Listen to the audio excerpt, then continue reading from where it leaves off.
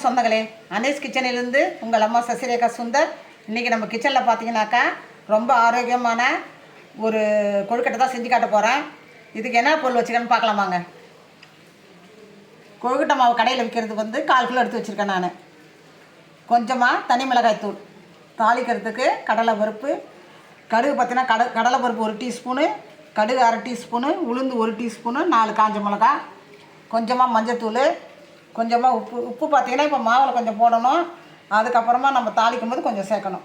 3 table spoon அளவுக்கு தேங்காய் தூள் எடுத்து வச்சுக்கேன், கருவேப்பிலை, கொஞ்சமாக நெய், பெருங்காயத்தூள். மொத்த பொருள் இவ்வளோ தான். எப்படி சேர்த்துன்னு பார்க்கலாம் வாங்க. இந்த மாவை நம்ம இதில் ஆட் பண்ணிக்கலாம்.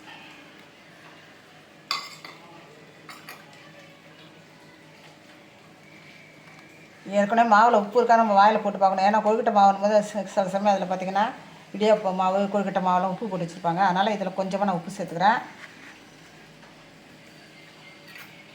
உப்பு சேர்த்து லேசாக அப்படி கலக்கி விட்டுக்கலாம்.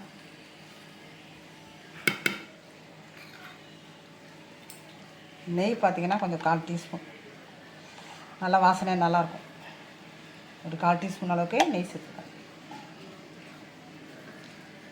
அடுப்பில் பார்த்தீங்கன்னாக்கா தண்ணியை நான் கொதிக்க வச்சு வச்சுருக்கேன். கொதிக்கிற தண்ணி தான் இதில் ஊற்றணும். அப்போ தான் உருண்டை பிடிக்க வரும். நம்ம எந்த அளவில் நம்ம பிடிக்கிறோமோ அந்த அளவுக்கு அழகாக வரும். பார்த்திங்கனாக்கா கொதிக்கிற தண்ணி இது நம்ம கையவே வைக்கக்கூடாது. கையை வச்சா கை வெந்துடும். இப்படியே கொஞ்சம் கொஞ்சமாக ஊற்றி நம்ம பிடிக்க வேண்டியது தான். நல்லா கிண்டி விட்டு ஆற வச்சு அப்புறம் உருண்டை பிடிக்கணும். கொஞ்சம் கொஞ்சமாக ஊற்றணும். தண்ணி பார்த்திங்கன்னா நல்லா சப்பாத்தி மாவு பதத்துக்கு இந்த மாவை நம்ம பிசையணும். அதனால் பார்த்து கொஞ்சம் கொஞ்சமாக ஊற்றணும். இது அப்படியே பார்த்திங்கனாக்கா ஆற வச்சிடலாம். ஒரு 5 நிமிஷம் வச்சு கையாலே நல்லா பிசைஞ்சு ஒரு உருண்டை மாதிரி பெருசாக பிடிச்சிச்சுன்னா அதுலேருந்து குட்டி குட்டி உருண்டை மாதிரி நம்ம பிடிக்க வேண்டியது தான். ஆறிடுது. இப்போ பார்த்திங்கன்னா கையிலே நல்லா பிசைஞ்சிட்டேன். இந்த அளவு தான் நல்லா பிசையணும். பார்த்திங்கன்னா குட்டி குட்டி பால்ஸ் மாதிரி நம்ம போடணும். இது அம்மணி கொழுக்கட்டைன்னு சொல்லலாம், மணி கொழுக்கட்டைன்னு சொல்லலாம். நம்ம இஷ்டம் தான். இந்த சைஸ் போட அளவுக்கு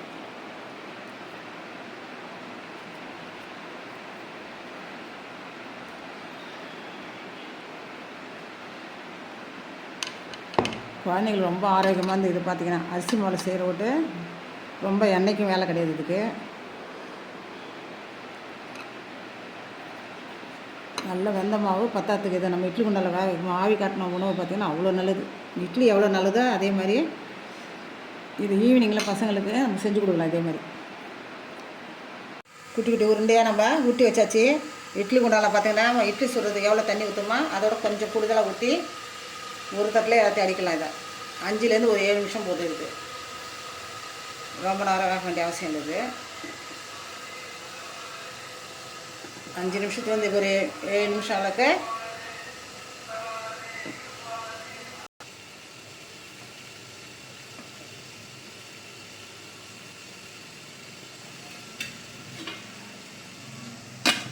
மூடி போட்டாச்சு. ஃபுல் ஸ்பீடில் வச்சு நம்ம 5லேருந்து 7 நிமிஷம் வேகணும். நான் ஒரு 7 நிமிஷம் வேக வச்சுட்டு மறுபடியும் மூடியை திறந்து காட்டுறேன். 7 நிமிஷம் ஆயிடுத்து. உருண்டையெல்லாம் பார்த்திங்கன்னா நல்லா வெந்துட்டு வேற ஒரு பிளேட்டுக்கு மாற்றி தாளிக்க வேண்டியது தான். இந்த மணி கொழுக்கட்டையை நம்ம தாளிக்கிறதுக்கு அடுப்பு பற்ற வச்சாச்சு. அது மேலே ஒரு பாத்திரம் வச்சிட்டோம். அதுக்கு பார்த்திங்கன்னா கொஞ்சமாக நம்ம எண்ணெய் சேர்த்துக்கோம். தாளிக்கிறதுக்கு கடுகு தோப்பு காஞ்ச மிளகாய் ஆட் பண்ணிக்குவோம். இந்த கடுகு தோப்பு காஞ்ச மிளகா பொரியும் போதே பார்த்திங்கன்னா கடலை பருப்பு நம்ம ஆட் பண்ணிக்கலாம்.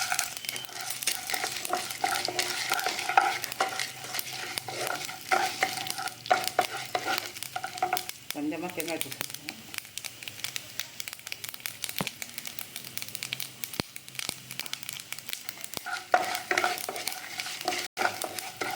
துரி வச்ச தேங்காய் இதெல்லாம் ஆட் பண்ணுறேன். தேங்காய் சேர்க்கும் போது தான் சுவை கொஞ்சம் கூடுதலாகவும் இருக்கும். பார்த்திங்கன்னா இது டேஸ்ட் அருமையாக இருக்கும். இது கூட பார்த்திங்கன்னா கருவேப்பிலை சேர்த்துக்கலாம்.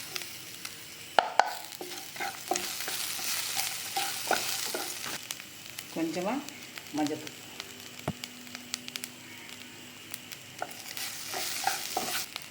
தனி மிளகாய்த்தூள் பார்த்திங்கன்னா ஒரு 1/2 டீஸ்பூன் அளவுக்கு நம்ம சேர்த்துக்கலாம். காரம் ரொம்ப அதிகமாக வேணுன்றவங்க கூடுதலாக நீங்கள் போட்டுக்கணும். உப்பு ஏற்கனவே நம்ம அதில் சேர்த்துருக்கோம். நம்ம கொழுக்கட்டை நம்ம வேக வைக்கிறதுக்கு முன்னாடியே சேர்த்துட்டோம். இப்போ கொஞ்சமாக ஆட் பண்ணிக்கலாம்.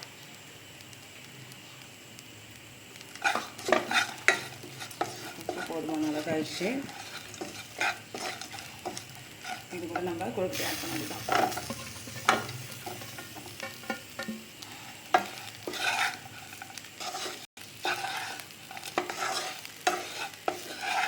இதுக்கு பார்த்தீங்கன்னா ஒரு 10 நிமிஷம் கூட ஆகாது இந்த கொழுக்கட்டையை நம்ம ரெடி பண்ணுறதுக்கு. ரொம்ப சிம்பிளாக ஈஸியாக, அதே சமயம் நம்ம ஆரோக்கியமாக வந்தது. அடிக்கடிக்கு செஞ்சு குழந்தைங்களுக்கு ஈவினிங் ஸ்நாக்ஸ் பண்ணி நம்ம கொடுக்கலாம். இதே மெத்தடில் நீங்களும் செய்யுங்க. இப்போ நான் வேறு ஒரு பிளேட்டு மாற்றி காட்டுறேன். நம்ம அன்னீஸ் கிச்சனில் பார்த்தீங்கன்னா இன்றைக்கி அம்மணி கொழுக்கட்டை தான் செஞ்சு வச்சுருக்கேன். ரொம்ப ஈஸியானது. பார்த்தீங்கன்னா இது ரொம்ப சிம்பிள் டிஷ் தான். இது ஈவினிங் ஸ்நாக்ஸ் மாதிரி குழந்தைங்களுக்கு செஞ்சு கொடுக்கலாம். ரொம்ப ஆரோக்கியமானது. இதே மெத்தடில் நீங்களும் செஞ்சு பாருங்கள். செஞ்சு பார்த்துட்டு எனக்கு கமெண்ட்ஸில் சொல்லுங்கள். லைக் பண்ணுங்கள், ஷேர் பண்ணுங்கள், கமெண்ட் பண்ணுங்கள். மறக்காமல் என்னுடைய அன்னீஸ் கிச்சனுக்கு சப்ஸ்கிரைப் பண்ணுங்கள். தேங்க்யூ.